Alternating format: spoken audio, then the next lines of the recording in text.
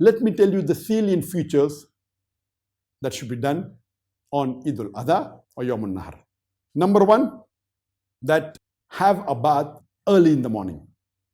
Number two, put perfume on yourself. It's a sunnah. Number three is that wear the best of your clothes. Number four, say the takbirat. Number five, preferable, do not eat anything before the Eid prayer.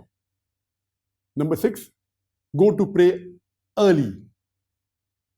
Number seven, that it is recommended that all the women, including the children, including the menstruating women, should go for the Eid Salah, even if they don't have to offer Salah or they don't have to go to the Musalla.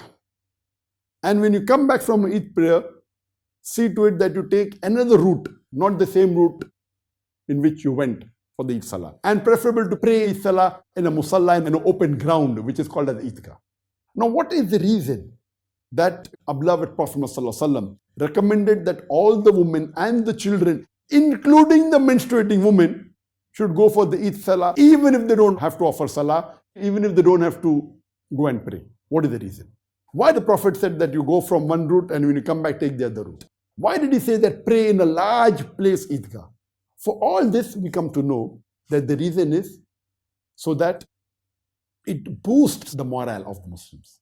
Normally, we Muslims offer 5 times Salah in congregation in the mosque. Once a week in Jummah, we have a bigger congregation. We pray in the Jummah mosque. The congregation is multiple times bigger than what congregation we have during the 5 times Salah. And twice in the year, during the Eidain, the Eidul Fitr and Eidul Adha, the Prophet recommended that you pray in an open ground known as the Eidgah. Why? So that a larger number can gather. Imagine if you're living in a village and during the Eid Salah, come to know there are 30,000 Muslims, there are 40,000 Muslims. The morale of the Muslims is boosted. And if you're living in an area which has got non-Muslims also, the non-Muslims will think 10 times before interfering with the Muslims. Oh, the Muslims are 30,000 in number, 40,000 in number. Imagine if you're living in a big city and if you pray in one Eidgah in which 100,000 gather or a few 100,000 gather. Imagine the scenario. It will boost up the morale of the Muslims. And at the same time, would give a non-Muslim thought that they better not interfere with the Muslims. This is the psychology for which, what is the reason that the beloved Prophet ﷺ even told the women and the children to go, even the women if they're menstruating. Pray in Eidgah. When you go through one way, come through the other way, not the same way. Why? So that the other people in the other locality of that village, of that town, or that city know, the Muslims are going in large numbers. If you go through route A, come back through route B.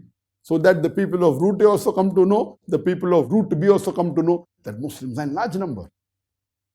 The next important point, when you come back, if you have the means, you sacrifice an animal. If Allah has given you the means. Later on, you go and meet your family friends. It's the day of celebration. And when you meet, the greeting is, Taqabbal Allahu minna wa minkum. May Allah subhanahu wa ta'ala accept the good deeds from us and from you. Normally, in India, Pakistan, they say Eid Mubarak or other words. The sunnah is to wish Taqabbal Allahu minna wa minkum. Oh Allah, accept the good deeds from us and from you. You can say Eid Mubarak. It is mubah. But the right thing is as the Sahabas wished each other. And the day of Eid, this should be a day of celebration. Be happy, be cheerful.